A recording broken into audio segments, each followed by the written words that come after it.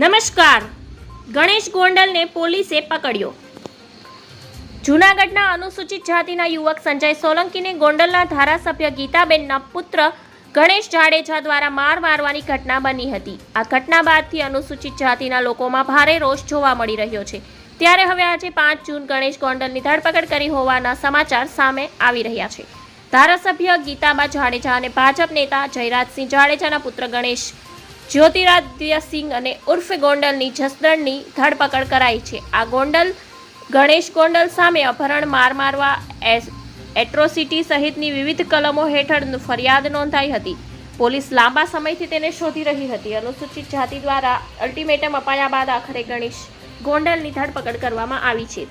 Police દ્વારા પક્ષપાત કરાઈ રહ્યો છે, ગંભીર આરોપ પણ લગાડ્યો હતો. આ મામલે ડેપ્યુટી કલેક્ટર ધોરાજીના પણ આવેદનપત્ર આપ્યું હતું. ગણેશ જાડેજાની વહેલી તકે ધરપકડ થાય તે માટેની માંગ કરાઈ હતી. જોકે કેટલાક દિવસોના અંતે આજે ધરપકડ કરી લેવામાં આવી છે.